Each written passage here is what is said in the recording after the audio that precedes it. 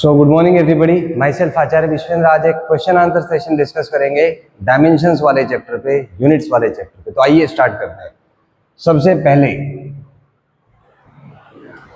Force किसके equal होता है बेटे, बोलो। फोर्स इज इक्वल टू हाँ बोलो बोलो, मास इंटू एक्सेलरेशन। क्या? मास इंटू एक्सेलरेशन, ठीक है। तो अगर आपसे पूछे कोई कि फोर्स का डायमेंशन क्या होगा, तो फोर्स का डायमेंशन क्या होगा? मास का डायमेंशन इनटू एक्सेलरेशन का डायमेंशन। Is that clear? नहीं, डायमेंशन की बात करूंगा तो फोर्स का डायमेंशन क्या होगा? मास का इनटू एक्सेलरेशन का। यहां देखो, इसको कॉपी को छोड़ दो, इधर आ जाओ, इधर आ जाओ, इधर आ जाओ। तो मास को लिखते हैं बेटा m1। अब इसमें आता है एक्सेलरेशन। क्या आता है? एक्सेलरेशन। एक्सेलरेशन क्या होता है बोलो? Velocity by time. क्या होता है? Velocity by time. अब वेलोसिटी क्या होता है बेटा? Length by time. वेलोसिटी क्या जी? Length by time. तो क्या आएगा? Length by time by time बराबर है। तो क्या आ जाएगा इसका dimension? m1 l1 t minus 2। क्या आ जाएगा? m1 l1 t minus 2। फंडा समझ आ गया कैलकुलेशंस का? तो क्या करने का है, पहले लिख लो। फोर्स होता क्या है भाई? Mass into acceleration. पता है कि नहीं? क्लास 9th में आता है, बराबर बात है। चले, अब बेटा डायमेंशन है तो ऐसे ना स्क्वायर टाइप से लगा दो। इसको कहते हैं डायमेंशन। क्या कहते हैं इसको? डायमेंशन। याद रहेगी बात, ऐसे जो ब्रैकेट लगाते हैं, बराबर है। तो क्या आएगा? Dimension mass, dimension of acceleration. अब मास होता है फंडामेंटल क्वांटिटी। कैसी क्वांटिटी? फंडामेंटल। एक्सेलरेशन फंडामेंटल नहीं होता, तो इसको क्या करो आप? चेंज कर लो। क्या करो? चेंज। कैसे चेंज करो भाई? एक्सेलरेशन क्या होता है? Velocity by time. क्या होता है? Velocity by time. फिर वेलोसिटी भी फंडामेंटल नहीं है, तो वेलोसिटी को क्या लिख लिया? Length by time. क्या लिख लिया? Length by time. तो इसका डायमेंशन क्या आ जाएगा आपका? m1 l1 t minus 2। बराबर बात समझ आती है? अगला वो करके ना इसको वो निकालो। हाँ, यहाँ पे इसको लिखना स्टार्ट करो। हाँ, प्रॉपर नोट करो। Force is this, dimension of this is this. नए पेज पे ना, मैं इतना कंटिन्यू कर देता हूँ। उसके बाद नेक्स्ट आता है यहाँ पर मोमेंटम। तो मोमेंटम आपका होता है mass into velocity. Dimension of momentum आएगा dimension of mass into dimension of velocity. Mass का होता है m1, वेलोसिटी का l1 t माइनस 1। तो मोमेंटम का जो डायमेंशन है वो हो जाएगा m1 l1 t minus 1। Third यहाँ पे आता है काइनेटिक एनर्जी। तो जो काइनेटिक एनर्जी है ये हो जाएगा आपका हाफ mv²।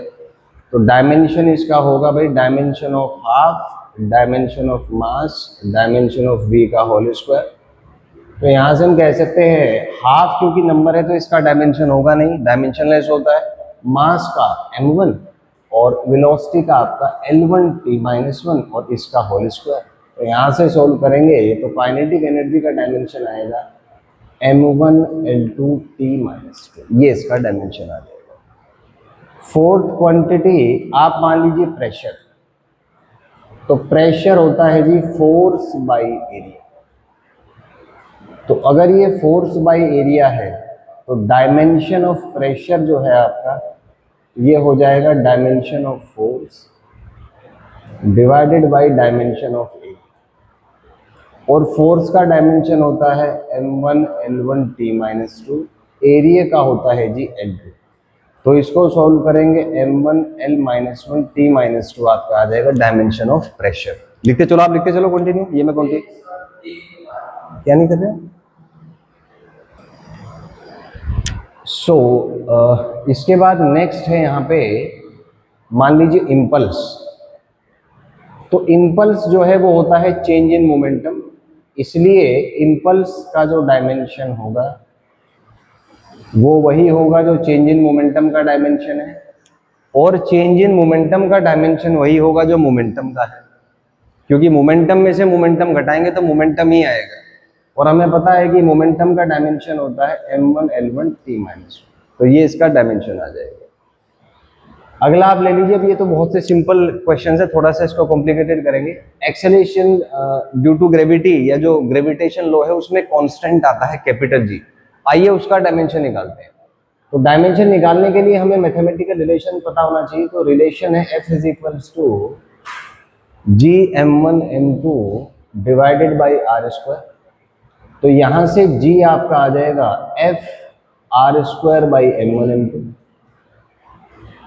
तो यहां से G का डायमेंशन आ जाएगा F का डायमेंशन, R का डायमेंशन स्क्वायर अपॉन m1 का डायमेंशन इंटू m2 का डायमेंशन। तो फोर्स का जो डायमेंशन है वो होता है, हमने अभी कैलकुलेट किया, m1 L1 t minus 2। Distance का होता है L, तो ये L2 आ जाएगा, और मास का m1 और ये भी आपका m1। ठीक है, यहां से आप देखें इस वाले से ये कैंसिल हो जाएगा। सो डायमेंशन ऑफ G आपका आएगा m, ये ऊपर आके हो जाएगा -1, L 1 यहाँ पे है, 2 यहाँ पे है, तो इसको ऐड कर देंगे 1 + 2 और t -2। यहाँ से सॉल्व करेंगे तो आपका G का डायमेंशन आएगा m-1 L3 t -2। तो ऐसे करके आप इसके डायमेंशंस को कैलकुलेट कर सकते हैं। तो यहाँ से आप देख सकते हैं। If you have any doubt you can ask in the comment section. Thank you and have a nice day.